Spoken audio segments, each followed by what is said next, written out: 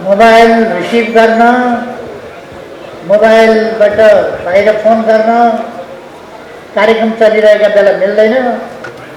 यदि प्रथम कदाचित कुरा गर्नै पर्यो भने साथीहरू बाहिर गएर मात्रै मोबाइलमा कुरा गर्नुहोला। हलभित्र पूर्ण रूपमा मोबाइलमा कुरा गर्न निषेध हुन्छ।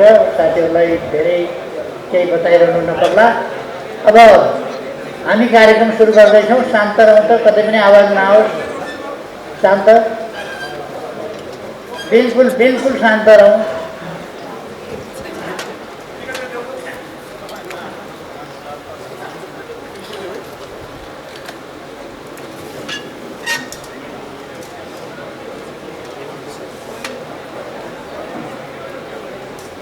सबैले आसन ग्रहण गरिसक्यो होइन? ठीक छ। यस कार्यक्रमका अध्यक्ष महोदय, मञ्चमा आसीन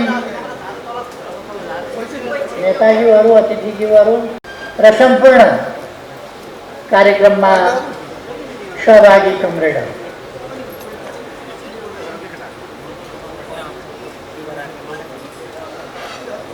निर्वाचनको अप्रत्याशित परिणामपछि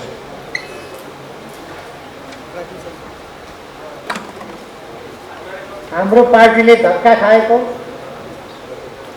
लोकतान्त्रिक शक्तिहरूले धक्का खाएको र राष्ट्रिय अस्मितामाथि नै गम्भीर धक्का लागेको एउटा जटिल परिस्थितिमा संगठन विभागले आज र भोलिको लागि यस कार्यक्रमको आयोजना गरेको छ। म संगठन विभागलाई धन्यवाद भन्न चाहन्छु।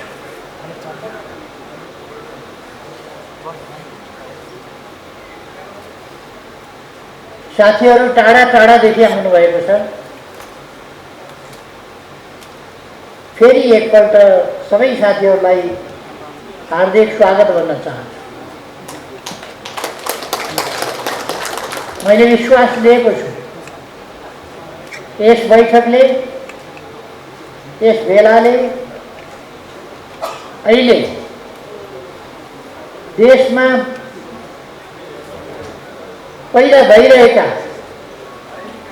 कतिपय अन्योल, अस्पष्टता र भ्रमहरूलाई चिर्नेछ। स्पष्ट पारेर पार्टीका नेता कार्यकर्ता साथीहरूलाई यस छलफलको माध्यमबाट नयाँ विश्वास, नयाँ जोश, नयाँ जागरका साथ कार्यक्षेत्रमा पठाउनेछ।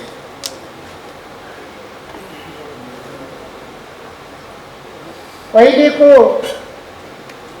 निर्वाचनको परिणाम अथवा यति बेला हाम्रो पार्टी, लोकतान्त्रिक शक्तिहरू, देशभक्तिपूर्ण आन्दोलन र सुशासन र विकासका अभियानलाई धक्का पुर्याउने र अत्यन्तै गम्भीर धक्का पुर्याउने जुन काम भएको छ, म आज मुख्य रूपमा यिनै विषयहरू र देशको समग्र राजनीतिक परिस्थितिको सन्दर्भमा, देशको अवस्थाको सन्दर्भमा र यसो हुनका कारणहरूको सन्दर्भमा मुख्य रूपमा चर्चा गर्दैछु। पार्टीको सांगठनिक जीवन, संगठनमा देखा परेका समस्याहरू, यी विषयहरूमा र संगठनलाई अब कसरी चुनौतीको सामना गर्न सक्ने गरी तयार गर्ने, त्यसका निम्तिको हाम्रो आत्मसमीक्षा, समग्र राष्ट्रिय परिस्थितिको समीक्षा, विभिन्न राजनीतिक शक्तिहरूको भूमिकाको समीक्षा को पाटोमा पछि बन्द सत्रमा संगठन विभाग प्रमुखले सविस्तार आफ्ना धारणाहरू राख्नुहुनेछ। मैले संगठनात्मक पक्षमा धेरै कुराहरूमा म जान चाहन्न, भ्याउन्न र अलिकति कार्यविभाजन पनि बोल्दाखेरि कार्यविभाजन पनि गरेर संगठनात्मक पाठोमा पछि समूप गर्ने, त्यसको सार संक्षेप निकाल्ने र त्यसलाई सूत्रीकृत गरेर अन्तिममा प्रवचन दिने काम कमेन्ट महासचिवले गर्नुहुन्छ। तसर्थ मैले अवस्था, परिस्थिति, राजनीति, नीतिहरूको बारेमा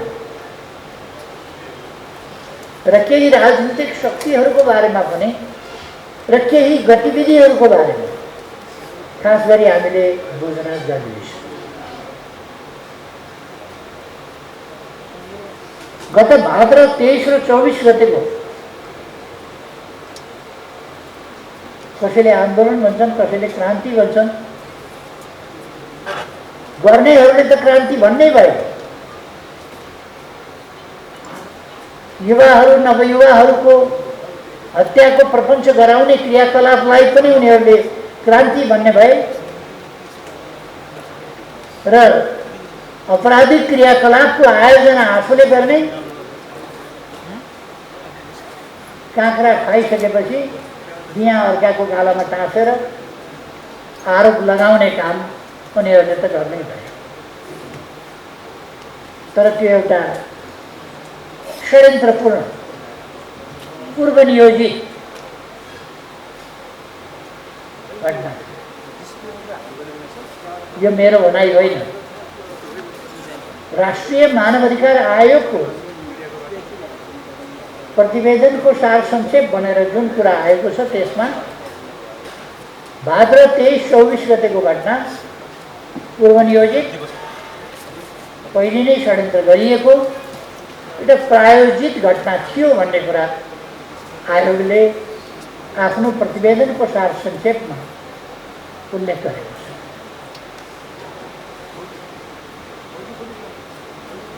त्यो यथार्थ हो र त्यो षड्यन्त्र हाम्रा विरुद्ध त थियो नै। हामी संवैधानिक हिसाबले, लोकतान्त्रिक हिसाबले बलियो अवस्थामा छ। हामी जनताबाट निर्वाचित बहुमत प्राप्त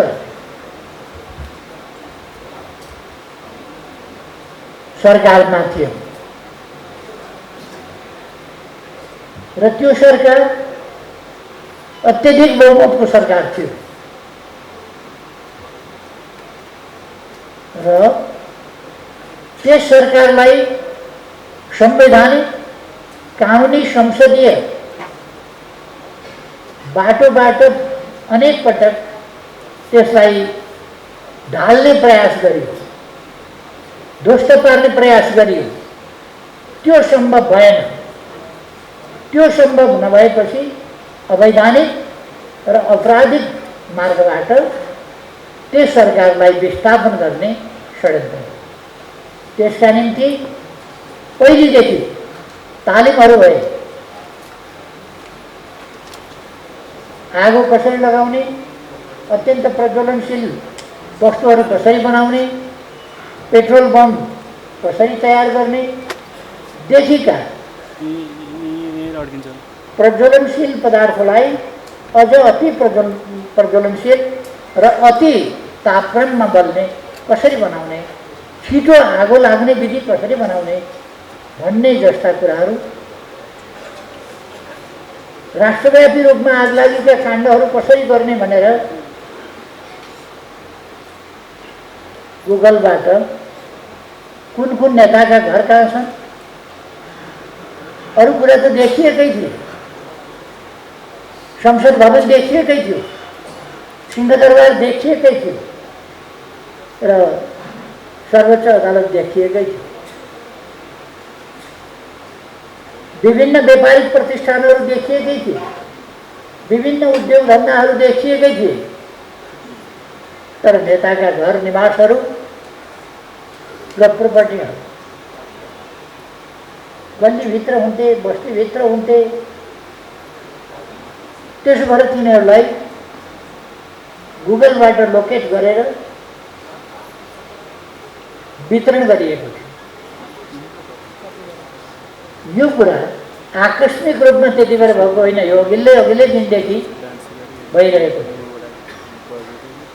भाद्र 23-24 गतेको घटना त्यति बेलाकै उपज मात्रै पनि थिएन।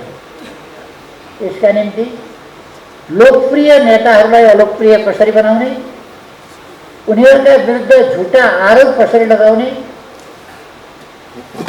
बनावटी झुटा आरोप लगाएर बदनाम कसरी गर्ने, चरित्र हत्या कसरी गर्ने, नेपालको सभ्य संस्कृति र सभ्यतामाथि कसरी हमला गरेर असभ्य भाषा, असभ्य शैली, असभ्य बोली वचन व्यवहार र क्रियाकलाप कोही बोल्यो भने उसका विरुद्ध एउटा गिरोह खटाएर नकारात्मक अत्यन्तै लज्जास्पद टिप्पणीहरू गर्ने यस्ता खालका कामहरू भएको हामी सबैलाई थाहा छ। अगाडिदेखि हुँदै आएको थियो र त्यो सिलसिला अहिलेसम्म पनि सरकार संरक्षित रूपमै चलिरहेको छ। म सरकार संरक्षित रूपमा किन भनिरहेको छु भने कोही महिलाले केही बोल्यो भने उसलाई बोलाएर प्रहरीले धपाड्छ, असभ्य भाषा र व्यवहार प्रयोग गर्छ र राज्य शक्तिको आडमा उल्टै कागज गराएर मैले जानिनेछु भनेर माफी मगाएर कागज गराएर छोड्छ र आफू दुष्कर्मबाट फेरि चोखै रहन कोसिस गर्छ। यो कसैबाट लुकिएको कुरा होइन।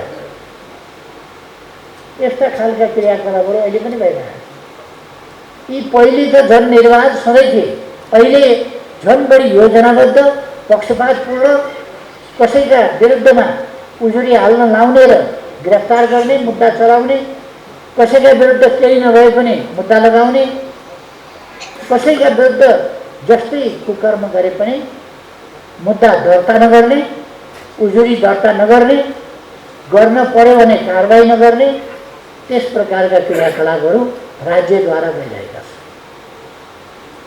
यो लुकेको कुरा होइन। कतिपय कुराहरू राज्यलाई मन नपर्नु, पर्नु नपर्नु बेग्लै कुरा हो, सत्य आफ्नो ठाउँमा हुन्छ। राज्य संयन्त्रमा रहेका संस्था र व्यक्तिहरूलाई म भन्न चाहन्छु, समय परिस्थिति एकै नासको रहँदैन। उत्ताउलिएर धेरै अगाडि नबढ्नु होला। सधैँ एउटै परिस्थिति रहँदैन। राणा शासन ढले, पञ्चायती तानाशाही ढले, राजतन्त्र ढले, अनेक तन्त्रहरू गए। यो अराजक तन्त्र कति समयको पाहुना हो। यो अराजक तन्त्र लामो समय चल्न सक्दैन। अब मैले अघि नै भने भदौ 23-24 को जुन उपद्रवकारी क्रियाकलाप भयो, आगजनी जस्तो राष्ट्रव्यापी आगजनी जस्तो राष्ट्रको सम्पत्ति जलाउने जस्तो अपराध केही होइन जस्तो गरेर सर्लक्क पचाउने प्रयास भएको छ। यो सानोतिनो कुरा हो। यसमा अहिले म धेरै जान चाहन्छु।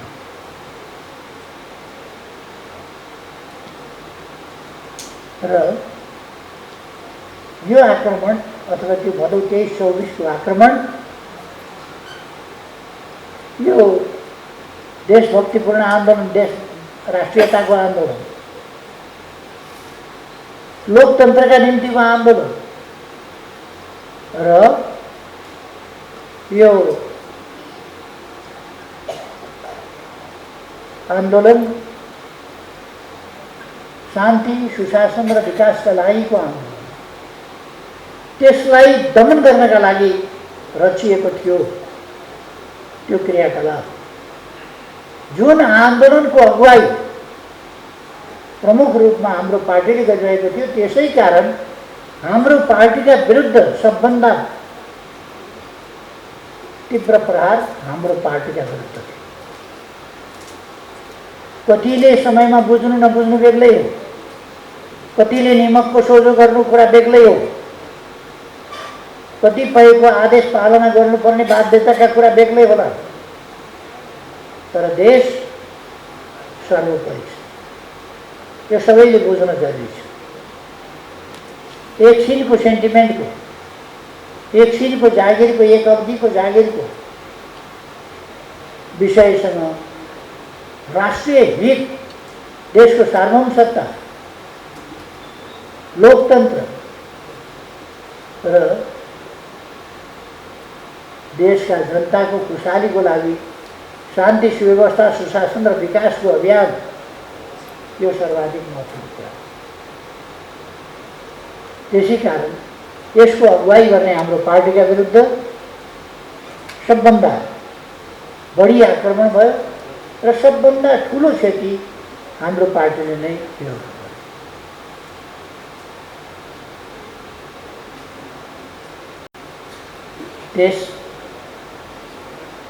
देशव्यापी उपद्रवले देशलाई नै पुरै भयभीत बनायो, आतंकित बनायो। तेरो घरमा आगो लाउँछु, तेरो घर बाँकी रहेछ, अझै बाँकी रहेछ भनेर धम्काउन थालेपछि आगो लगाउँदा जब राज्यले संरक्षण गर्न सक्दैन, दण्डनीय आगो बढेको छ, 2-4 दिनसम्म राज्य देखा पर्दैन,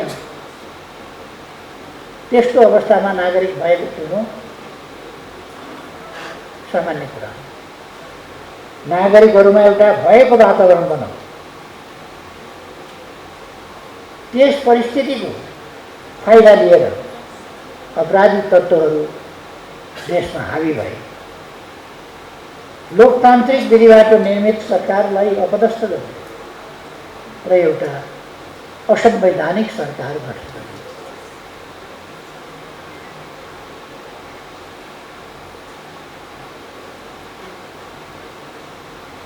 त्यस असंवैधानिक सरकारले गरेको अवैध सिफारिस, प्रतिनिधि सभा, जननिर्वाचित प्रतिनिधि सभा, संविधान सम्मत बनेको प्रतिनिधि सभा, कानुन सम्मत बनेको प्रतिनिधि सभा गैर कानुनी र असंवैधानिक ढङ्गले राष्ट्रपतिबाट विघटन भयो। राजनीतिक दलहरूसँग सहमति खोजिएन, नगर्नु भनेका कुराहरू भनिए र सडकबाट कसैले एकाध मान्छेले कुनै संवैधानिक अधिकार प्राप्त होइन, संवैधानिक अधिकार प्राप्त नभएका व्यक्तिले अब योसँग वार्ता गर्नुपर्छ, यसरी संसद प्रतिनिधि सभा भङ्ग गर्नुपर्छ, यी आधारभूत कुराहरू हुन् भनेर भनेका भरमा त्यही बाटो। राज्य संयन्त्रले कोसँग परामर्श गर्ने,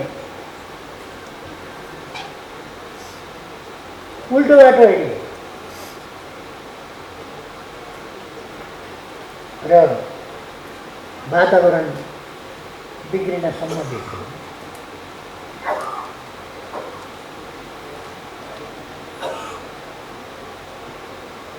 अब त्यो असंवैधानिक सरकारको अराजक एउटा वितण्डाको स्थिति देशमा सिर्जना,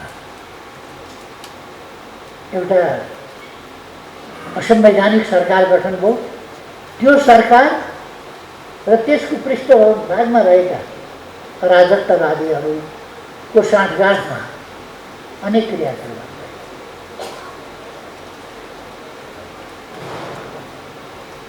राजनीतिक शक्ति, दलहरू र व्यक्तिहरूलाई इन्कार गरियो र निषेध गरियो।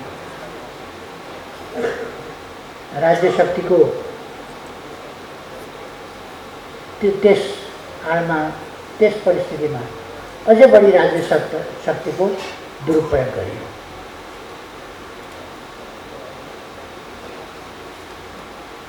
कोही कतैबाट प्रतिवाद गर्ने अवस्था रहेन, कोही बोल्ने अवस्था रहेन। म हाम्रो पार्टीका तमाम कार्यकर्ता साथीहरूलाई धन्यवाद भन्न चाहन्छु। कोही चो बोल्न नसकेका बेला हाम्रो पार्टीका कार्यकर्ताहरू टोलदेखि वडादेखि पालिकादेखि जिल्ला स्तरदेखि केन्द्रीय तहसम्म त्यसको विरोधमा सडकमा उत्रिने, विरोध प्रदर्शन गर्ने, र्यालीहरू गर्ने, पुतला जलाउने काम गरेर सिङ्गै देशको मनोबल उठाउने काम नेकपा एमाले गर्यो। नेकपा एमालेको अगुवाईमा भयो अनि अरूको पनि बोली खोज्न थाल्यो। त्यसै कारण मैले नेकपा एमालेका कार्यकर्ता कमरेडहरूलाई धन्यवाद भने। यसै बिचमा आन्दोलनभित्रै पनि केही गम्भीर नकारात्मक प्रवृत्ति देखा परे, पार्टीभित्रै पनि नकारात्मक परिस्थिति देखा परे। ती कुराहरूलाई सामने पार्यौँ हामीले। ती कुराहरूलाई महाधिवेशन गरेर महाधिवेशनबाट हामीले सामने पार्यौँ। महाधिवेशनले विधिवत एउटा फैसला दियो। महाधिवेशनले फैसला दियो, नाराहरू तय भए, तलबाट आएका रिपोर्टहरूलाई आधार मानेर नै परिस्थितिको हामीले आकलन गर्ने आधार के भन्दा तलबाट आएका रिपोर्टहरू नै मनगढन्ते होइन। तलबाट आएका रिपोर्टकै आधारमा हामीले नीतिहरू तयार गरेर अगाडि बढ्यौँ। पहिलो कुरा त हामीले असंवैधानिक सरकार कहिल्यै पनि स्वीकारेन। अर्कोतिर असंवैधानिक सरकारको अनधिकृत सिफारिसमा प्रतिनिधि सभा जो भङ्ग गरियो त्यसलाई हामीले स्वीकारेनौँ र प्रतिनिधि सभा पुनस्थापना हुनुपर्छ भन्ने हाम्रो पार्टीले नीति दियो, जुन नीति बिल्कुल सही थियो। त्यसमा दुईटा कुरा, एउटा पार्टीभित्रैको पङ्क्तिले के भइरहेको छ भन्ने कुरा अलिक राम्ररी जसरी बुझ्नुपर्ने त्यो तहमा अलिक बुझ्न सकेन, जसले गर्दा हाम्रो त्यसमा पकड त्यसको हुन र त्यसका निम्ति हामी त्यति सक्रिय हुन सकेनौँ जति हुनुपर्छ।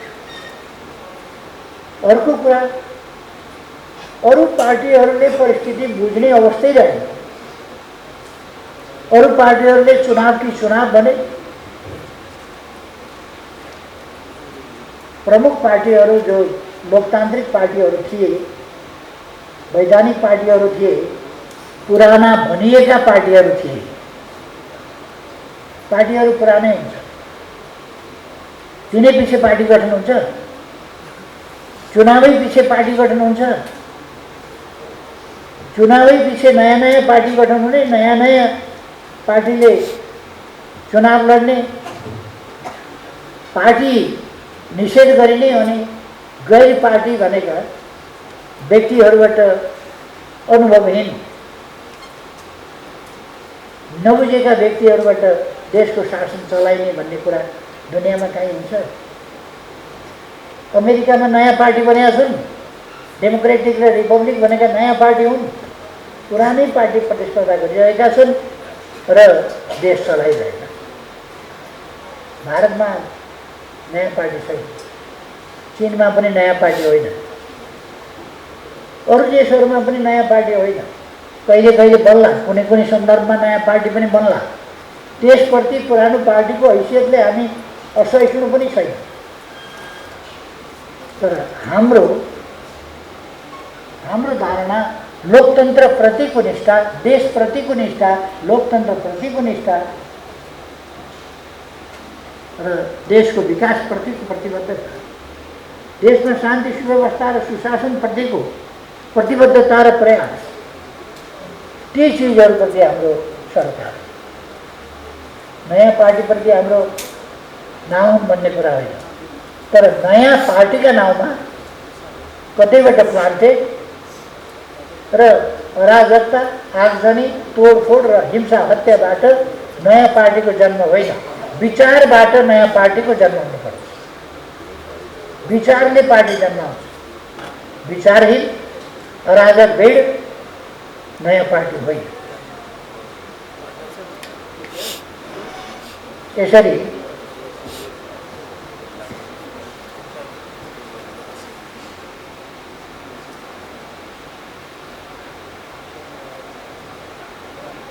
हामीले सही नीति लिएका थियौँ, तर अरू पार्टीले बुझ्न नसक्दा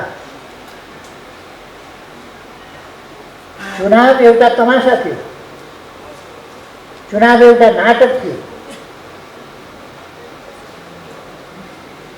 र यो परिणाम पूर्व निर्धारित परिणाम थियो। यही परिणामका लागि चुनाव गराइएको थियो। हाम्रो पार्टीले यो कुरा बुझेको थियो। अरू पार्टीहरूले साँच्चै चुनाव हुँदैछ भन्ने थाले, साँच्चैको चुनाव भयो। चुनावमा प्रयोग गरिने मसी सधैँ यहाँ लगाएपछि त्यो नङ बढ्दै गयो, नङ काटेर फाल्नु पर्थ्यो। यसपल्ट भक्तपुरमा नजिकै बुथबाट भोट हालेर रङ लगाएर गएको, घर पुग्दा अघि नै रङ उडिसक्यो। ब्यालेट पेपरमा के भयो होला त्यो रङ? यी छानबिनका विषय हुन्, खोजीका विषय हुन्, भोलि पत्ता लाग्छ।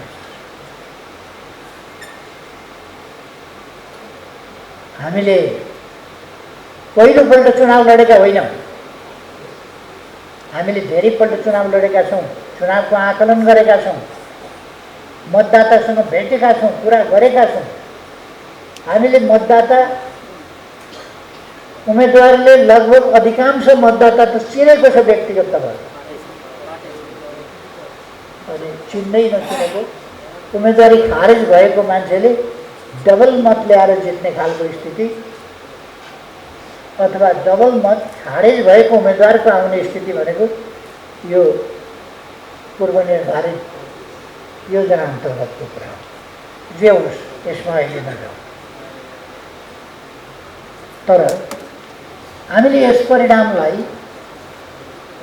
स्वीकारेर संसदमा सहभागी भइरहेका छौँ, काम गरिरहेका छौँ, राष्ट्रियताको पक्षमा लडिरहेका छौँ, लोकतन्त्रको पक्षमा लडिरहेका छौँ, शान्ति सुव्यवस्था र विकास यी चिजहरूको पक्षमा लडिरहेका छौँ। तसर्थ हामीले परिणाम स्वीकारेका छौँ। यसको अर्थ हामी अन्धविश्वासमा छौँ भन्ने होइन। हामी अन्धविश्वासमा होइन, आँखा खोलेर सबै चिजहरूको हेर्छौँ, समीक्षा गर्छौँ, मूल्याङ्कन गर्छौँ। संवैधानिक सरकार बन्यो। पहिले नैदेखि असंवैधानिक सरकार बन्नभन्दा अगाडिदेखि असंवैधानिक सरकारका प्रधानमन्त्री अवलोकन गरिरहेका थिए। गृहमन्त्रीहरू जो बनेपछि असंवैधानिक ढङ्गले आगजनी, तोडफोड, लुटपाटको परिणामस्वरूप, युवा नवयुवाहरूको हत्याको परिणामस्वरूप जो बने, उनीहरूले पहिले नैदेखि भनिरहेका थिए फलानालाई कारबाही गर्नै पर्छ। त्यसका लागि उनीहरूले एउटा आयोग बनाए। तपाईँ हामी सबैलाई थाहा छ, गौरीबहादुर कार्कीको नेतृत्वमा, जो गौरीबहादुर कार्कीले आफैले पहिले नै त्योभन्दा अगाडि नै कारबाही गर्नुपर्छ, फलानालाई कारबाही गर्नुपर्छ भन्ने एउटै बोली बोलेका थिए। त्यही बोली बोले बापत त्यो काम फत्ते गर्नका लागि गौरीबहादुर कार्कीको अध्यक्षतामा आयोग बन्यो। मैले त्यसै बेला भने यो आयोग एउटा नकली आयोग हो। यो आयोग प्रायोजित एउटा उद्देश्य तोकेर टास्क दिएर, टास्क छानबिनको टास्क होइन, छानबिन गरे झै गर्ने तर फसाउने फलानालाई। त्यसो भएर यस आयोगलाई हामी मान्दैनौँ र मैले भनेको थिएँ बयान दिन्न। मैले बयान दिइनँ, तर आयोगले बयान दियो भन्ने छाप्यो। म त्यसको धेरै लफडामा जान चाहन्छु। आयोगले मलाई प्रश्नपत्र पठाएको थियो, त्यो प्रश्नपत्र मैले बुझ्न पनि मानिनँ, बुझ्दा पनि बुझिनँ। म बुझ्दिनँ, यस आयोगलाई मान्यता दिन्न, यो आयोगमा मेरो स्वीकृति छैन, मान्यता दिन्न भनेर मैले पठाइदिएँ। किन बयान दिन्न त्यो कुरा पनि मैले बताइदिएको थिएँ। त्यो कुरा नगरेर उनीहरूले बयान दियो भन्ने बनाएर छापे। त्यो आफ्नो इज्जतका लागि गरेको होला, त्यसमा मेरो केही भन्नु छैन। मैले बयान दिइनँ। अहिले फेरि एउटा के बनाएको छ, त्यो छानबिन समिति के अरे सम्पत्ति शुद्धिकरण निवारण सम्बन्धी त्यो बनाएको छ। त्यो आयोग कि समिति के हो? त्यो कुनै संवैधानिक आयोग समिति केही पनि होइन। ज्ञानेन्द्र शाहले माघ 19 गतेको कुभन्दा पछि जसरी विरोधीलाई फसाउनका लागि सो कल्ड आयोग बनाएका थिए, संवैधानिक निकायहरू छँदैछन्, कानुनी निकायहरू छँदैछन्, राज्यका स्थायी निकायहरू छँदैछन्, हुँदा हुँदै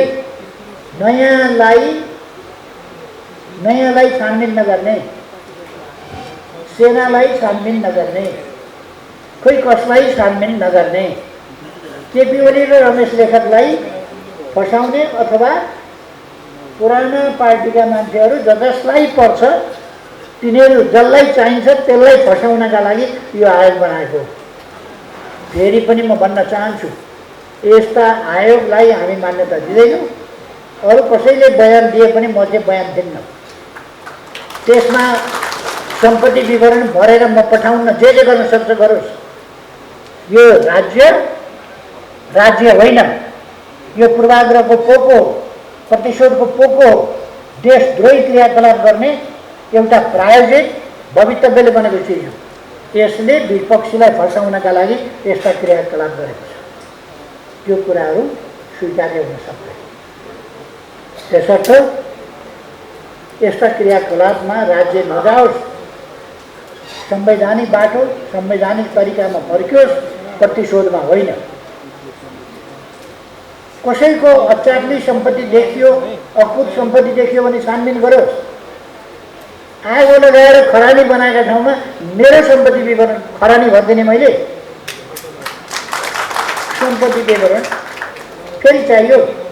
आगो लगाएर पुगेन सम्पत्ति विवरण, खरानी छ उठाएर लैजा सरकार, के को सम्पत्ति विवरण? त्यसर्थ अब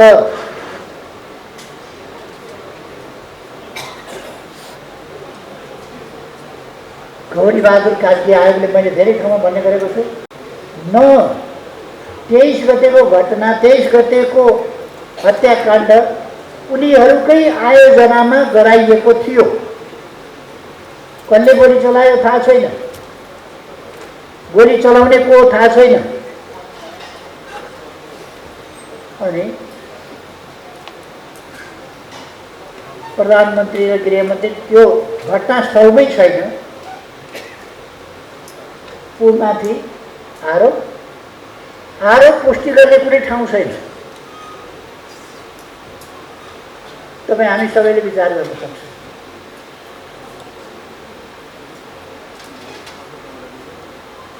चुनाव भन्दा पछि मेरो बुवा बित्यो। म 13 दिनको काममा बसेँ। 13 दिनको काममा बसेको भोलिपल्ट सरकार गठन 13 गते।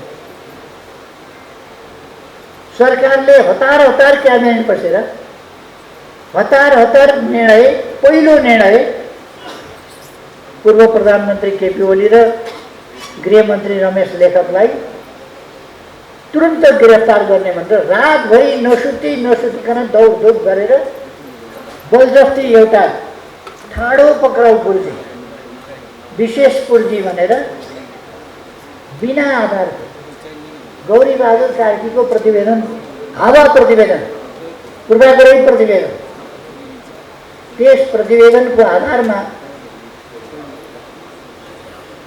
गिरफ्तार गर्ने अनि यो दफा त्यो फौजदारी कहाँ गरिएको छ? जो हामी त आफ्नो ठाउँमा छौँ। म बालुवाटारमा छु, यहाँ बानेश्वरमा गोलीकाण्ड भएको छ। मैले भरसक मानव क्षति नहोस्, शान्ति व्यवस्थाको राम्रो प्रबन्ध गर्नु भनेर सुरक्षा निकायहरूलाई सबैलाई एकै साथ राखेर निर्देशन गरेको छु। तै पनि परिस्थिति पर्यो होला। के परिस्थिति पर्यो प्रहरीले जान्ने कुरा हो। कस्तो परिस्थितिमा गोली चलाउनु पर्यो। अनि सरकारी सम्पत्ति रक्षा गर्नका लागि त उसले गोली चलाउँछ होला नि त, हतियार दिए पनि होइन भने प्रहरीलाई कारवाही किन गरेन, किन गिरफ्तार गरेन, किन केही भएन त? थाहै छैन कसले गोली चलायो। थाहै नभएका ठाउँमा त्यो गोली चाहिँ फसाउनै पर्ने, यस्तो खालको पूर्वाग्रहपूर्ण क्रियाकलाप।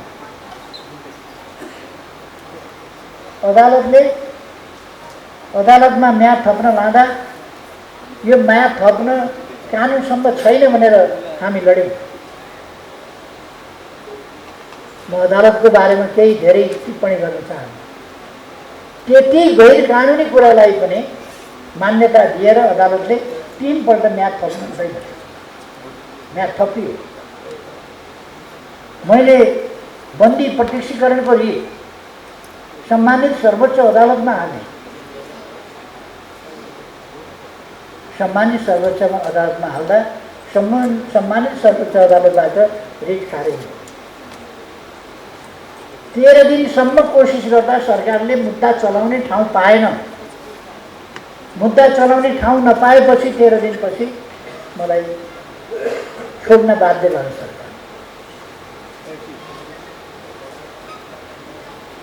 नेपालको सरकार सञ्चालनको तरिका, न्याय सम्पादनको तरिका,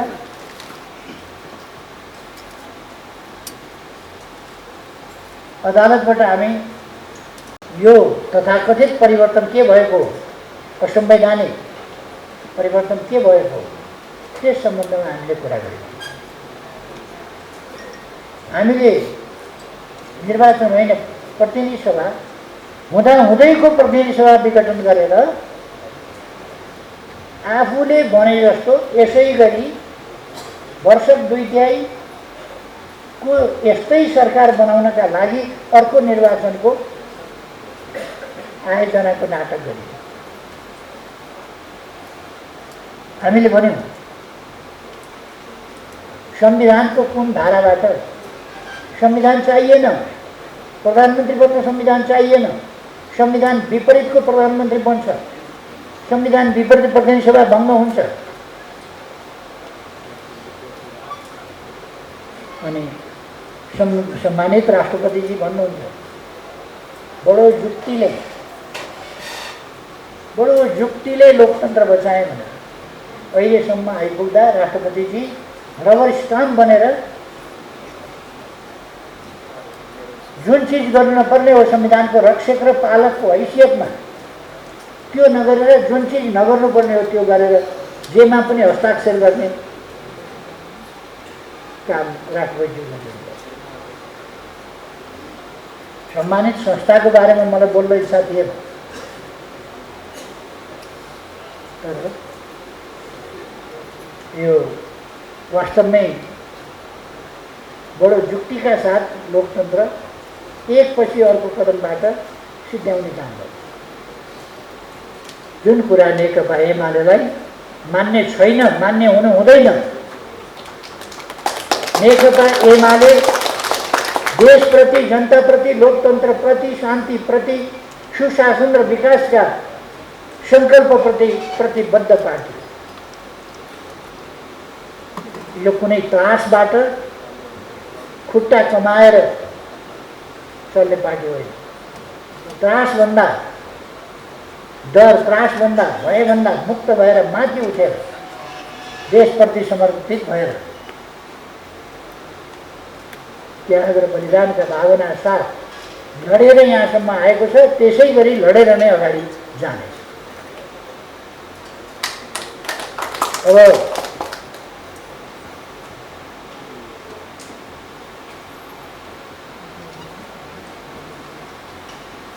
हामीले त्यही सही नीतिहरू कार्यान्वयन गर्नका निम्ति आन्दोलनको माग गरेका थियौँ, आन्दोलनमा जाने कुरा गरेका थियौँ, तर हामी एक्लै पऱ्यौँ।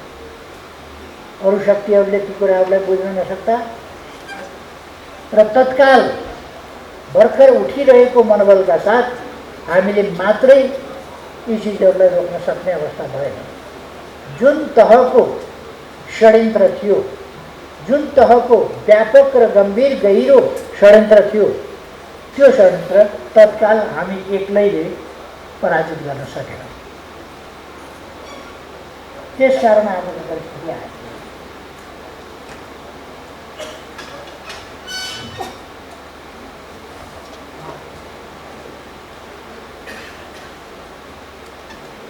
हामीले हाम्रो पार्टीलाई आन्दोलनमा लान समय नै पुगेन।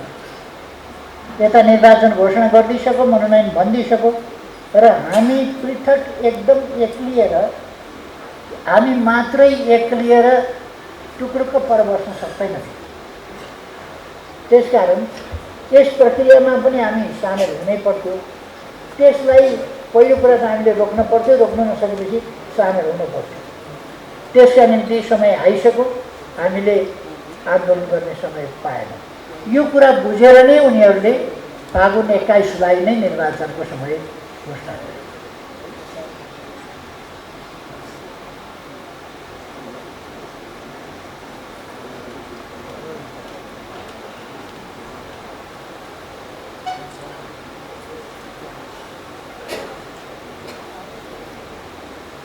यी सबै कुरा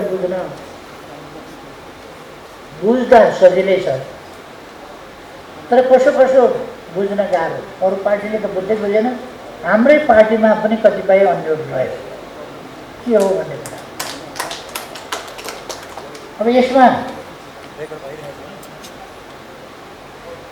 चुनावको जस्तो नकारात्मक नतिजा आयो, त्यसबाट हामीले शिक्षा लिनुपर्ने, आफू त्यसको नतिजाका विरुद्ध, यो नतिजा अन्तिम नतिजा यथार्थ नतिजा होइन, यो कृत्रिम नतिजाका विरुद्ध हामी यसलाई बदल्ने गरी उठ्न जरुरी छ। यसका लागि फेरि नयाँ सिराबाट हामीले आफूलाई तयार गर्नु जरुरी छ र आफूलाई तयार गर्नसँगै मित्र शक्तिहरू खोज्ने, उनीहरूलाई सहमत गराउने र अगाडि बढ्ने कुराको आवश्यकता छ।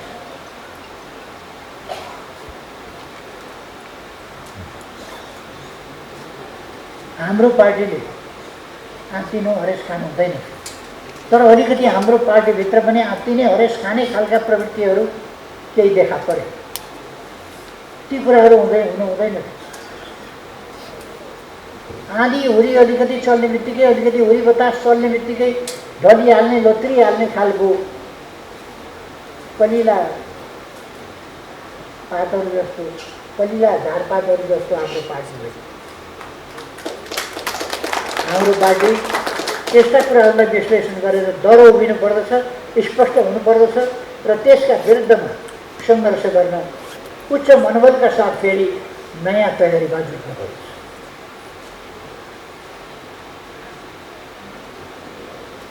यसका निम्ति हाम्रो पार्टी एकताबद्ध हुनु जरुरी छ पहिले। अनि कतिपय साथीहरूमा भ्रम अन्यल देखा पर्छ। विरोधीले कत्रो हमला गरेको छ, कसरी हमला गरेको छ त्यो कुरा नबुझ्ने, अनि आफ्नै आत्मभर्सना गर्ने, आफैले के गरियो, कमी गरियो भनेर घोषणा गर्ने। केही पाइएन भने शिर चाहिँ काटेर टेबलमा राखिदियो भने शिर बिनाको भयो भनेदेखि हाम्रो पार्टी मजाले अगाडि बढ्छ, पुग्छ भन्ने भ्रम पाल्ने, त्यो खालका सोचहरू पनि पार्टीमा कताकति देखा पर्ने अवस्था रह्यो। हामीले समीक्षा गर्नुपर्दछ। समीक्षा किन गर्ने? हाम्रो पार्टीलाई चुस्त दुरुस्त अगाडि आइपर्ने चुनौतीहरूको सामना गर्नका लागि समीक्षा गर्ने कि अन्यलमा पर्न, भ्रममा पर्न, आत्मभर्सना गर्न? हाम्रै कमजोरी हो, हामी नै अगति लाउँ। हाम्रा घर जलाएको ठिकै हो, हामीले घर जलाएको किन रोक्न सकेनौँ? घर जलाउने हुल आउँदाखेरि अगाडि यसो पख भन्दा किन रोकेनौँ? त्यस्ता कुरा गरेर हुन्छ? हामीले सिंहदरबार जलाउँदा किन रोक्न सकेनौँ? सेनाले रोक्न सकेन अनि हामी के गरेर रोक्छौँ? के गरेर रोक्छौँ? हामी सुरक्षा निकायले रोक्न सकेन त हामी के गरेर रोक्छौँ? कि रोक्नु कसैले? राज्य संयन्त्रले रोक्न सकेन त हामी कसरी रोक्छौँ? त्यसो भएर हामीले फेक्न नसक्ने गरीको आक्रमण हामीमाथि भयो। यस्तो आक्रमण भयो, हामीले जुन हतियार लिएर आक्रमणलाई रोक्न सक्थ्यौँ त्यो हतियार नै निष्प्रभावी भयो। एउटा महाभारतको युद्धपछि को एउटा कथा छ। अर्जुन र कृष्ण द्वारकामा मुसल निस्किएर यदुवंशका पुरुषहरू खत्तम भएपछि महिलाहरूलाई लिएर हस्तिनापुर ल्याउँ भनेर हिँडे। बाटोमा भिल्लहरूले आक्रमण गरे। त्यो भिल्लहरूको आक्रमण रोक्नका लागि अर्जुनले गाण्डीवमा ताँदो चढाउन खोजे, गाण्डीव प्रहार गर्न खोजे, भिल्लहरूलाई रोक्न खोजे। अर्जुनले भने, म गाण्डीवधारी अर्जुन हुँ, महाभारतको युद्ध जितेर आएको अर्जुन हुँ, तिमीहरू भिल्लहरूले सक्दैनौ, बेकारको कोसिस नगर। तर गाण्डीव चलेको। हाम्रो अवस्था त्यस्तै हो। हामीसँग जो राज्य संयन्त्र थियो त्यो राज्य संयन्त्र नै निरीह भयो। त्यस्तो अवस्थामा हामीले मात्रै रोक्न सक्ने कुरा भएन। त्यसो भएर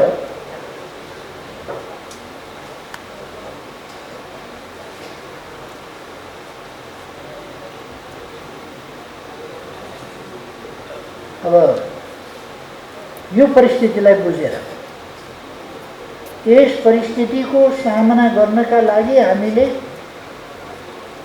पहिले यो कुरा बुझ्नुपर्छ कि हामी माथि विरोधीहरूबाट कुन स्तरको, कति षड्यन्त्रपूर्ण, कति सङ्गठित, कत्रो साथ सहयोग र समर्थनका साथ हमला भएको छ, कसरी सामाजिक सञ्जालको प्रयोग गरिएको छ र विभिन्न कतिपय मिडियाहरू कसरी प्रयोग भएका छन् भन्ने कुरा पनि हामीले बुझ्नुपर्छ। पहिलो कुरा बुझ्ने त्यो। त्यसको सामना कसरी गर्ने? त्यसको सामना गर्न मैले अघि पनि भने हाम्रो पार्टी एकताबद्ध चाहिन्छ। एकता केमा हुने? सही विचारमा एकता हुने। हाम्रा कुनै पनि नीति गलत छैनन्, हामीले लिएका नीतिहरू सही छन्, विश्लेषण सही छ। त्यसकारण हामी ती नीति र विश्लेषणमा हाम्रा विचारमा हामी एकताबद्ध हुनुपर्दछ। त्यो विचारमा एकताबद्ध भएर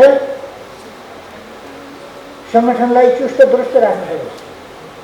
कोही यता फर्केको, कोही उता फर्केको, कोही एक थोक बोल्ने, कोही अर्को थोक बोल्ने होइन।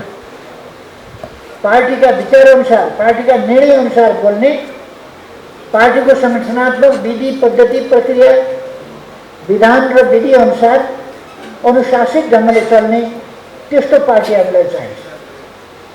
अनि मात्रै हामी अगाडि बढ्न सक्छौँ। समीक्षा गर्नुपर्छ भन्ने, समीक्षा गर्नु कता छ कता, अनि यो गर्नुपर्छ र यो गर्नुपर्छ, यस्तो गर्नुपर्छ, उस्तो गर्नुपर्छ भन्ने भ्रम फिजाउने। अनि हतारिएर कहाँ समीक्षा भएको छ, कसले निष्कर्ष दियो, निष्कर्ष नै नआइकन अनेक प्रकारका कुराहरू गर्ने। पार्टीका विधि विधान पद्धति, पार्टीका सङ्गठन जीवनका प्रक्रियागत पक्षहरू ती सबै कुरा छोडेर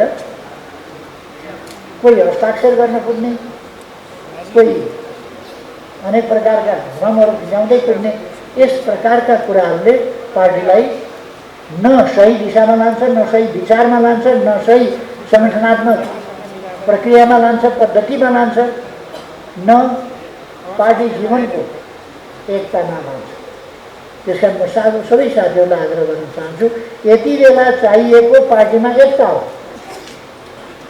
सबै कुरा छोडेर सिङ्गै पार्टी एकताबद्ध हौँ, सही विचारमा एकताबद्ध हौँ। हामीलाई जनताको बहुदलीय जनवादले मार्गदर्शन गरिरहेको छ।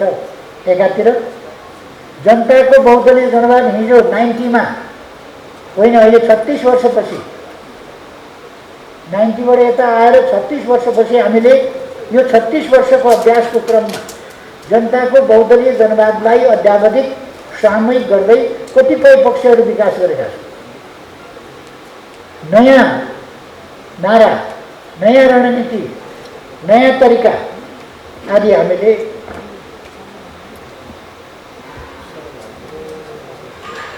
विकास गरेका छौँ।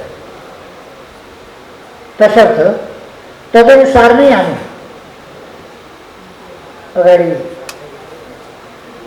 ती विचारहरूकै आधारमा, त्यो विकसित विचारहरूकै आधारमा समसामयिक बनाइएका, अद्यावधिक गरिएका विचारहरूकै आधारमा अगाडि बढ्नु। मार्क्सवाद युरोपमा जसरी लागू भएको थियो त्यसै गरी यहाँ लागू भएको छैन।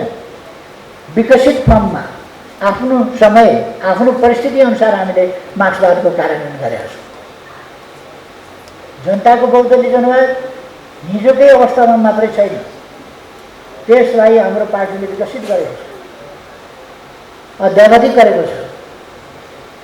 त्यसअनुसार हामीले नीतिहरू तय गरेका छौँ। त्यसको प्रकाशमा, जबको प्रकाशमा हामीले नीतिहरू तय गरेका छौँ। ती नीतिका आधारमा कन्भेन्सनको निर्णयलाई संविधानमा सामेल गरेर भूत प्रभावी कानुन बनाउन मिल्ने भनेर हाम्रो संविधानले भन्यो भने अनि मात्रै कानुन बनाउन मिल्छ। नेपालको संविधान विपरीतको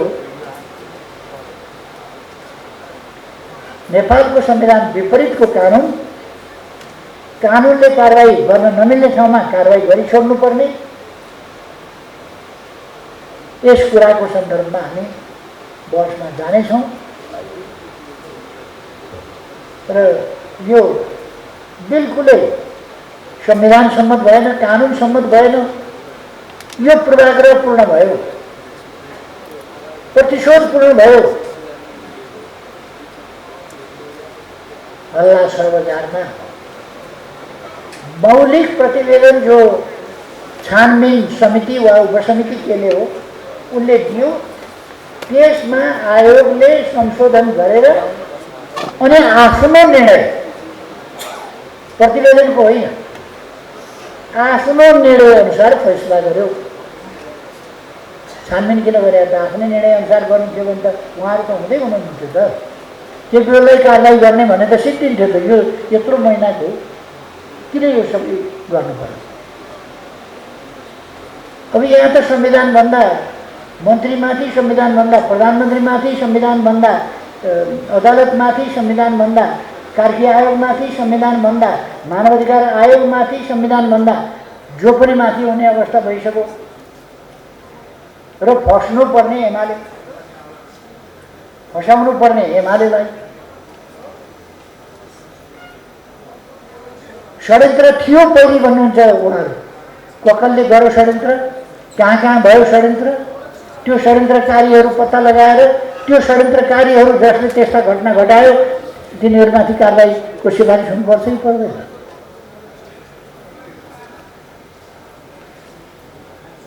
अनि यस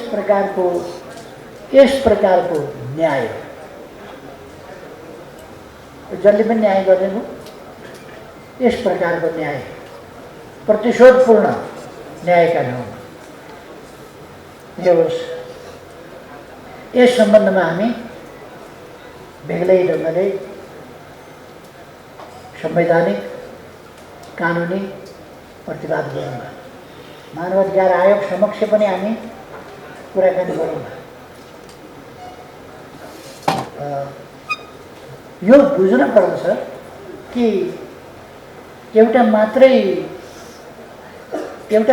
कुरा, एउटा मात्रै हमला, एक ठाउँबाट मात्रै हमला होइन। नेकपा एमाले माथि वरिपरिबाट चक्रव्यूह, त्यसमा सबै धनुर्धर नभएका पनि धनुर्धर भएर एमाले माथि अस्त्र प्रहार गर्ने काम भइरहेको देखिन्छ, जुन दुःखद कुरा हो। अब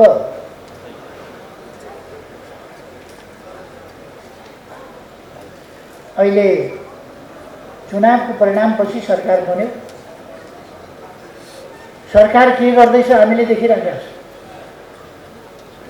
सरकार बन्ने बित्तिकै पहिलो निर्णय केपी ओली र रमेश लेखकलाई कार्की आएको निर्देशित प्रतिवेदनका आधारमा कारबाही गर्ने भन्ने निर्णय गरेर रातभरि कहिले पुलिस हेडक्वार्टर, कहिले अर्काको हेडक्वार्टर, कहिले महाधिवक्ताका कार्यालय, कहिले काँड कुदेर रातभरि तयार गरेर म त मेरो घरमा पक्राउ गर्न राति आउँदाखेरि सट्ट बने। बिहान 5 बजेसम्म त मैले ढोका खोलिनँ। पुलिसलाई कतिखेर मन लाग्छ त्यतिखेर म ढोका खोलेर तैनात किन हुनु परेको छ? मैले जागिर खाइदिएको छ थोडा उनीहरूको, त्यसकारण। तर उनीहरूको बेलुकादेखि बाटाभरि चुस्ता र बुट सब के लगाएर तयार भएर तैनाती हालतमा सबै बस्ने, हाई एलर्टमा बस्ने। के का लागि भन्दा गुन्डोमा गएर बसिराखेको केपी ओली भर्खर बुवाको 13 दिनको काम सकेर मुक्त मात्रै भएको केपी ओलीलाई तत्काल अहिले समाउनु पर्यो भन्दा रातभरि लाग्यो। त्यसका लागि त्यहाँबाट अपराध सुरु गर्यो। रमेश लेखक उहाँलाई गिरफ्तार गरी नगरी नहुने त्यहाँबाट सुरु गर्यो र आफै तस्बिर आफै बोल्छ भने जस्तो परिणामले देखाएको छ। सरकारले मुद्दा चलाउने ठाउँ पनि पाएन, छोड्न पर्यो। त्यस यता सरकारको आधा काम अर्थकोला, आधा काम केपी ओली र रमेश लेखकलाई फसाउनै पर्छ, ठाउँ खोज भनेर कहिले के खोजिएको छ, कहिले के खोजिएको छ, कहिले के खोजिएको छ। खोज्न सकेन भनेर पुलिस सरुवा गरेको छ, एक ठाउँको पुलिस सरुवा गरेको छ, खोज्न सकेन, फसाउन सकेन। तर म भन्न चाहन्छु, मैले पहिले पनि भनेको छु, म व्यक्तिगत तौरमा पनि म ढल्न सक्छु, पसारिन सक्छु, तर म घुँडा टेक्नेवाला छैन।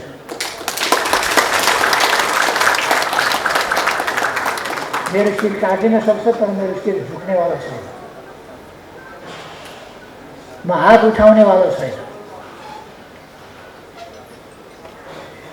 म अन्याय अत्याचारका विरुद्ध देश र जनताको पक्षमा लड्नका लागि 60 वर्ष अगाडि सङ्कल्प गरेर राजनीतिमा हिँडेको हुँ। त्यो सङ्कल्प मेरो अहिले अलिकति पनि कमजोर भएको छैन, अझ बढेको छ। त्यसकारण मैले देखि मैले जानिकन देशको सार्वभौमसत्ता, देशको स्वाधीनता, भौगोलिक अखण्डता जस्ता कुराहरूमा कम्प्रोमाइज गर्दै प्रतिक्रियावादी शक्तिहरूको दमन, धम्की, त्रास भएको वातावरणको सिर्जना आदि कुराहरूसँग पनि झुक्दैन। कतिपय मिडियामा एकछिन पछिदेखि देख्नुपर्छ केपी ओलीको दम्ब जस्ताको तस्तै। यो दम्ब होइन, देशप्रतिको प्रेम हो, यो झुक्दैन। त्यसकारण सबैले बुझ्यो हुन्छ। अब त्यसपछि तुरुन्तै बिना वैकल्पिक व्यवस्था सुकुम्बासीहरूलाई रुवाउँदै भएका छात्राहरू भत्काएर कोही प्रेग्नेन्ट महिलाहरू हुनुहुन्छ, कोही भर्खरका सुत्केरी महिलाहरू हुनुहुन्छ, कोही बालबालिकाहरू हुनुहुन्छ, कोही हिँड्न नसक्ने ज्येष्ठ नागरिकहरू हुनुहुन्छ, सबलाई प्रसार प्रसार गर्दै हटाइयो। अचम्म त के भयो भने नेपाली सेनाको पनि त्यहाँ उपस्थिति देखियो। सुकुम्बासीसँग के का लागि त्यहाँ सुकुम्बासीहरूलाई लछार पछार गरेर बासबाट हटाउँदा नेपाली सेना त्यहाँ किन उपस्थित भएको होला? म सुझाव दिन चाहन्छु, आफ्नो गरिमा आफैले बचाउनु पर्दछ। आफ्नो मर्यादा, आफ्नो थानको, आफ्नो जवाबदेही, आफ्नो जिम्मेवारीमा हरेकले बस्नु पर्दछ। म नेपाली सेना विवादमा नपरोस् भन्ने चाहन्छु। नेपाली सेना विवादमा पर्नु हुँदैन। नेपाली सेनाले आफ्नो मर्यादा, आफ्नो गरिमा कायम राख्नुपर्छ। कतिपय विगतमा चुक भएका होला, ती चुकहरूलाई सच्याउनु पर्दछ। नेपाली सेना नेपाली जनताको, नेपाल राष्ट्रको सुरक्षाको अन्तिम किल्ला हो। त्यो साझा सम्पत्ति हो नेपाल राष्ट्रको, नेपाली जनता। त्यो साझा सम्पत्तिको रूपमा काम गर्नुपर्दछ। बालेनको पक्ष, सुकुम्बासीको विपक्षमा सेना होइन, हुनु हुँदैन। त्यसकारण उहाँहरूले आफूलाई आफ्नो मर्यादित ठाउँमा राख्नुपर्छ भन्ने मेरो सुझाव हो।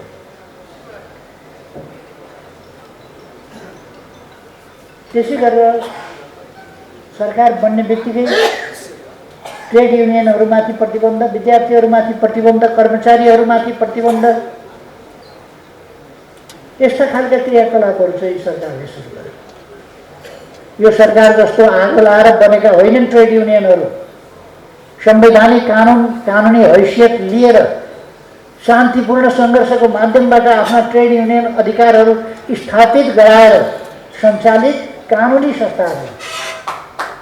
त्यसकारण कुनै सरकारको लहरले ट्रेड युनियनहरू बन्द हुन सक्दैन। कुनै सरकारको लहरबाट ट्रेड युनियन नचल्ने, बन्द हुने, रोकिने भन्ने होइन। नेकपा एमाले यस्ता खालका सरकारी क्रियाकलापहरू, गैर कानुनी असंवैधानिक क्रियाकलापहरूको खुला डटेर विरोध गर्दछ। अब यस्ता सरकार बनेपछि यो 2 महिनाको अवधिमा कति जनविरोधी,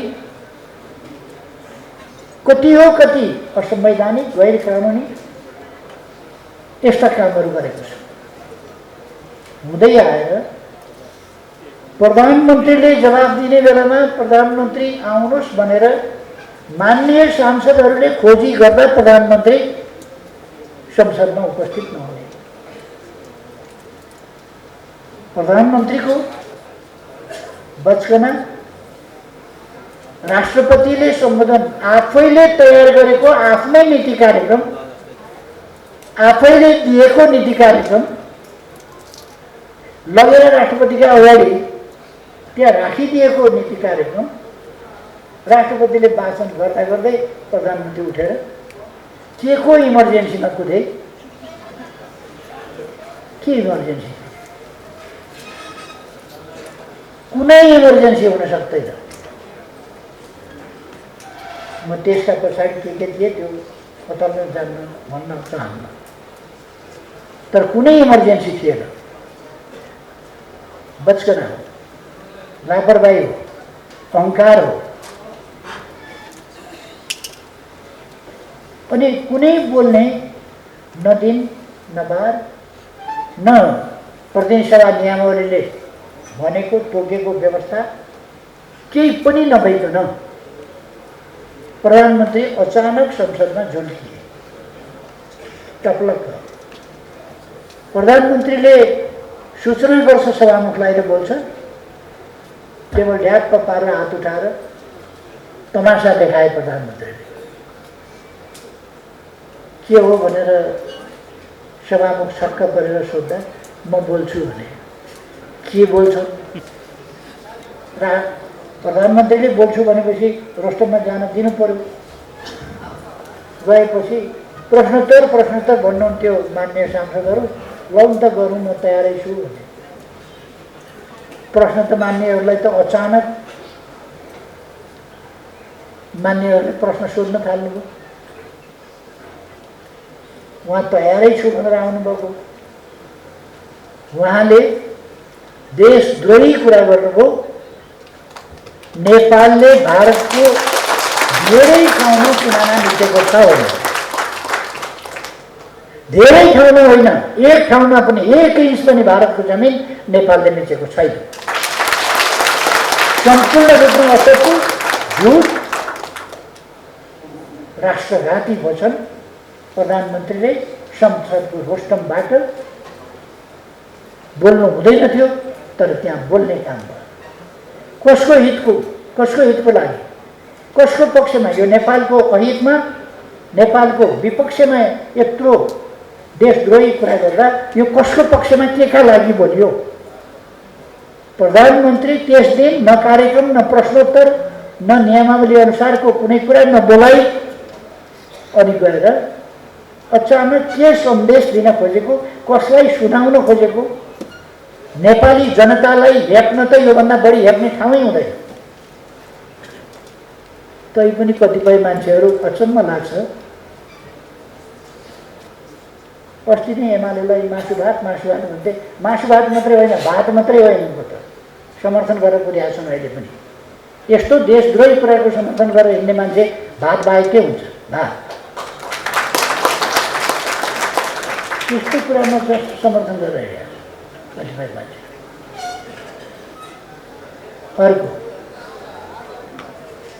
अर्को अरू देशलाई घसिटेर ल्याएको छ, संवाद भइराखेको छ। अर्को देशलाई खै इङ्ल्यान्ड कुन पो भन्थ्यो,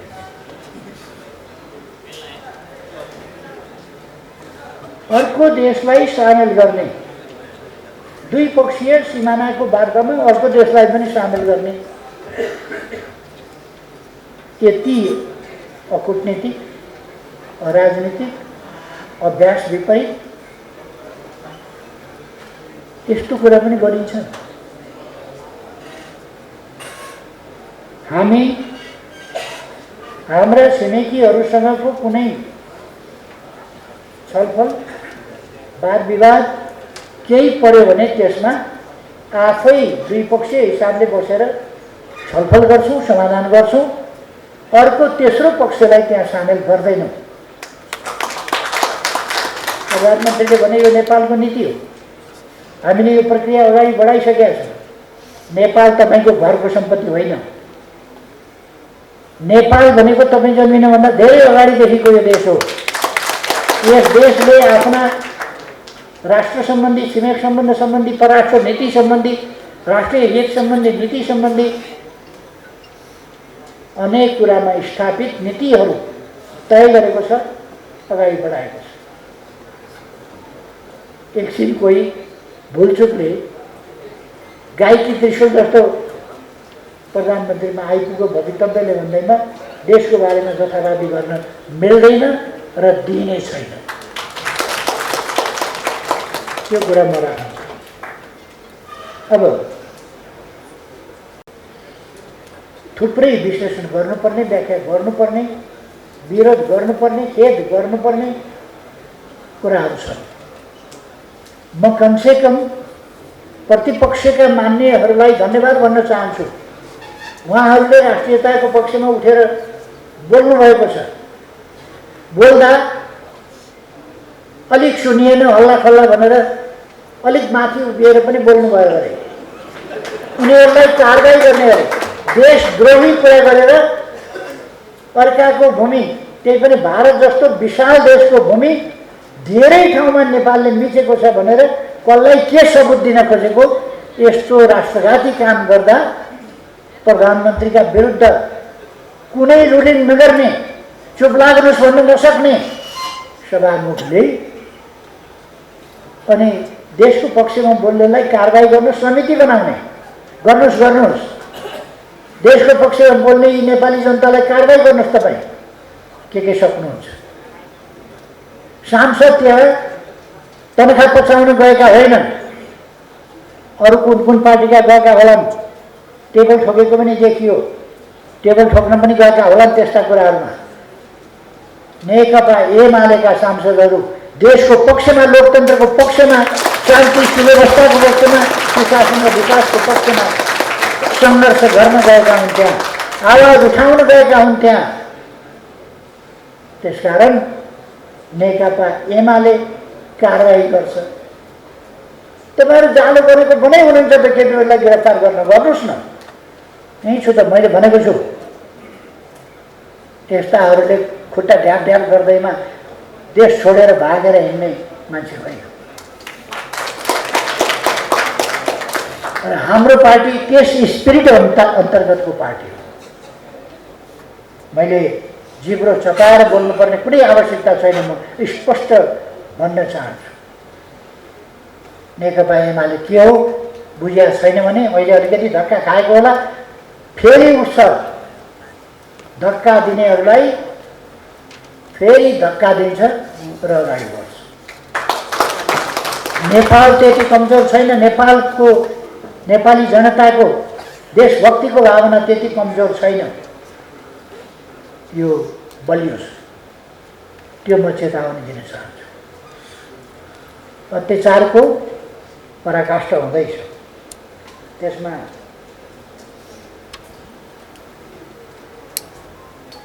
म प्रतिपक्षका मान्यहरूलाई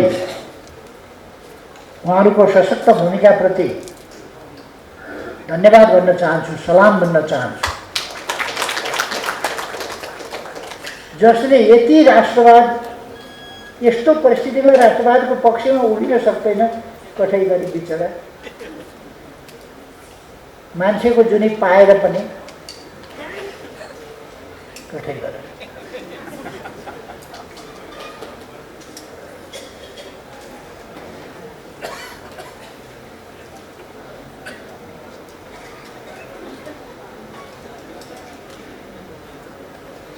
यस्तो परिस्थितिमा हामीले यी गतिविधिहरू केका लागि हुन्, किन हुन्? भाद्र 23-24 किन भएको थियो? भाद्र 23-24 भन्दा अगाडि त्यसका तयारीका लामो सिलसिलाका कुराहरू, एमालेलाई खुइल्याउन खोज्ने, बदनाम गर्न खोज्ने, चरित्र हत्या गर्न खोज्ने खालका प्रयासहरू र 23-24 को अलिक छोटो समयको तयारी, यी कुराहरूलाई बुझ्नुपर्दछ र त्यसका विरुद्ध लड्न तयारी गर्नुपर्दछ। हामीले गर्ने भनेको समीक्षा के हो? त्यसका विरुद्ध लड्न, पार्टीलाई स्पष्ट पार्न, एकजुट बनाउन, त्यसका निम्ति हो। समीक्षा भनेको बिथोल्न ओर्न होइन। समीक्षा भनेको जग हँसाइ गर्नका लागि होइन। समीक्षा भनेको आफूमा कहीँ कमजोरीहरू रहेका छन् कि छन् भने त्यसलाई हटाउनका लागि।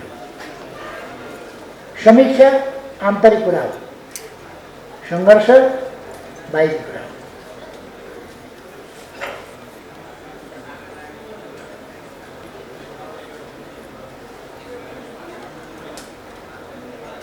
हाम्रो तयारी प्रतिवादको तयारी र प्रतिरोधको तयारी।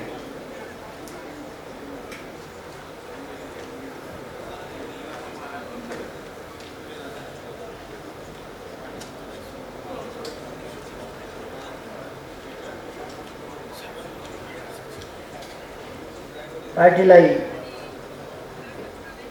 नीति र विधि अनुसार एकताबद्ध राख्नुपर्छ। पार्टीलाई अनुशासनमा भने प्रधानमन्त्री खान पाइने भयो भने कसिएर अगाडि बढ्नु र प्रधानमन्त्री खानु, अप्ठ्यारो अवस्था आयो भने झोला फ्याँकेर भागिहाल्नु भनेर होइन। त्यसका निम्ति होइन। जस्तो सुकै परिस्थिति आए पनि सङ्घर्षको नेतृत्व गर्नु, पार्टीको नेतृत्व गर्नु भनेको सङ्घर्षको नेतृत्व गर्नु, सङ्घर्षको नेतृत्व गर्नु। अप्ठ्यारो अवस्था आएकै छ, त्यस अप्ठ्यारो अवस्थाको पनि सामना गर्नका लागि तयारी गर्नु भनेर मेरो उद्देश्य छानेको। त्यस कारण कमरेडहरूलाई कुनै आशंका हुन सक्छ मैले विषयमा झोला फ्याँकेर कतै छोडेर हिँड्ने हो कि भन्ने, त्यो आशंका मनमा नलिनु होला। पार्टीलाई अगाडि बढाएर पार्टीलाई सफलतामा पुर्याएर विचारान्वित गर्ने अवस्थामा विधिसम्म पार्टीका आफ्ना विधान विधि प्रक्रिया छन्, त्यससँग कतिपयले अनेक कुराहरू भनेको धेरै भइसक्यो, सिद्धियो सिद्धियो भनेर पनि धेरै भइसक्यो, के भनेको धेरै भइसक्यो। अलिकति टाउको दुख्यो भनेदेखि टाउको दुख्या थाहा पायो भने मर्छ मर्छ भने पनि धेरै भइसक्यो। मर्ने चाहन्छ हेर्नुहोस्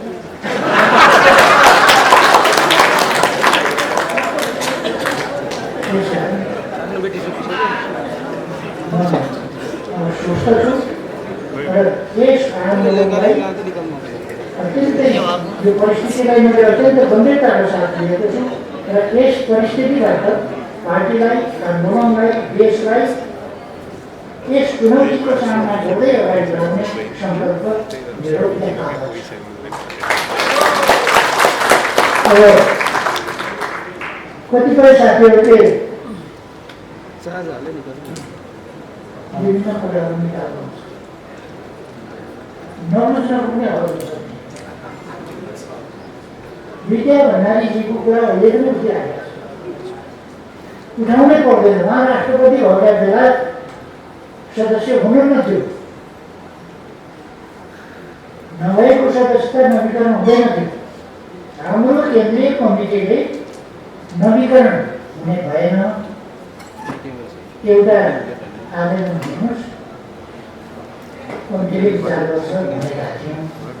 अस्ति भर्खर उहाँले आवेदन दिनुभयो। आवेदन दिएपछि कमिटीले उहाँको सदस्यता दियो। उहाँ 37 सालको पार्टी सदस्य हो, 34 सालदेखि आन्दोलनमा लागे हो, 37 सालको पार्टी सदस्य हो। राष्ट्रपति भएका बेला हुनुहुन्न थियो, बाँकी अवधि उहाँले पछि राष्ट्रपति फेरि सदस्यता पाउनुभयो। यसमा पुरानो कन्टिन्यू हुन्छ कि हुँदैन, म 37 सालको पार्टी त्यसमा भन्न राख्नुपर्छ। फेरि राष्ट्रपति हुँदा पनि हुनुहुन्थ्यो त सदस्यता भनेर हुनुहुन्थ्यो। राष्ट्रपति हुँदा पार्टीले नै उहाँले पार्टी परित्याग गरेर जानुभएको, छोडेर जानुभएको, पार्टी मन नबनाएर जानुभएको होइन। पार्टीले राष्ट्रपति जस्तो महत्त्वपूर्ण पदको जिम्मेवारी वहन गर्नका लागि उहाँलाई पठाएको थियो र उहाँले सदस्यता छोडेर जानु परेको थियो। किनभने राष्ट्रपति भनेको सबैभन्दा माथि स्वतन्त्र, निष्पक्ष, तटस्थ हुन्छ, देशप्रति, जनताप्रति अवधान हुन्छ, संविधान बमोजिम चल्छ। पार्टीमा बस्छ, पार्टीको अनुशासन, पार्टीको निर्देशनमा चल्नुपर्छ, उहाँ पार्टीको अनुशासन र निर्देशनमा। यति कुरा नबुझेर अहिले सदस्यता नगर्नुभयो। कोही हामीले देख्यौँ मनुष्यभन्दा प्रक्रिया छन्, फेरि विजय सिकन्दर अलेक्जेन्डरले त्यस्तो केही आवश्यकै छैन, त्यो हार्दिकको प्रश्नै हो। त्यस कारण त्यस्ता कुराहरूमा नबहकिन पनि म चाहँदैन आग्रह गर्नु। अनि हरेक कुरामा खोजे थाप्ने, हरेक कुरामा न्यु बुझ्ने यो हाम्रो तरिकै होइन, त्यसलाई छोडिदिनुपर्छ। हामी विचारमा एकताबद्ध हौँ, सङ्गठनलाई एकताबद्ध गरौँ, सङ्गठनको विधि प्रक्रिया पद्धति अनुशासन अनुसार चलौँ र सङ्घर्षका लागि उच्च मनोबलका साथ तयार हौँ। यही आग्रह गर्न चाहन्छु। मलाई बोल्ने